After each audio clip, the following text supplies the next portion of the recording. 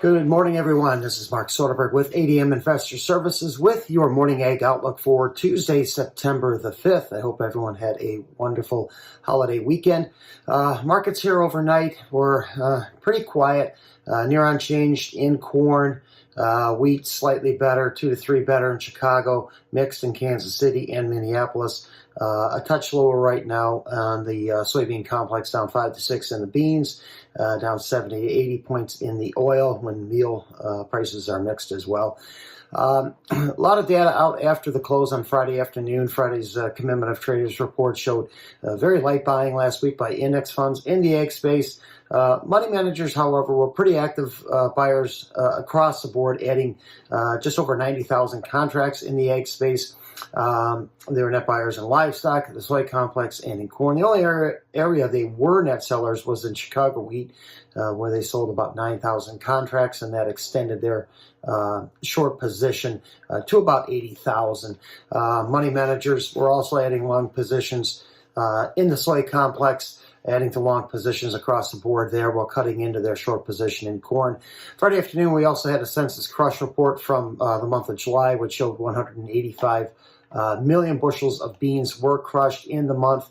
That was at the high end of expectations, and that did match a record high for the month as well. With only 1 month left in the 22-23 marketing year, crush has now reached just over 2,040 million bushels.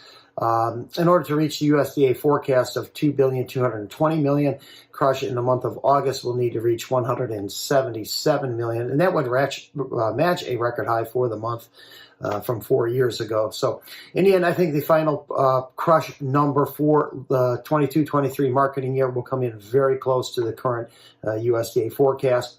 Bean stocks at 2.149 billion bushels, or billion pounds, were slightly above expectations and likely the reason for a slight downdraft there in the bean oil prices here overnight. Corn for ethanol production in the month of July came in at 454 million bushels, and that was roughly 10 million below expectations.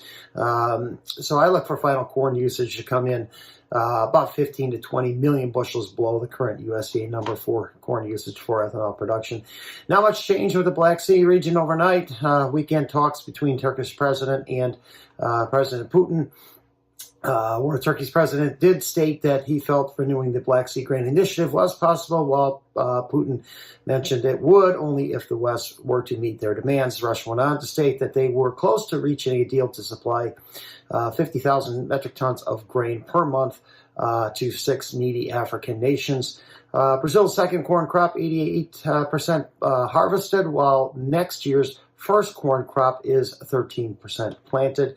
Crop conditions this afternoon with very little rain across much of the nation's midsection in the last week.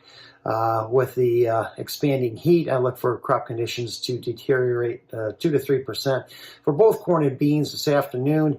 Soybean complex really has been on the defensive ever since last week's report showed only modest decline. So I look for that to change this week with bigger drops expected. Crop is clearly not finishing well. I think we are shaving bushels off the yield potential, and this ahead of the all-important USDA report next Tuesday. So thank you for listening, everyone. I hope you have a fantastic day.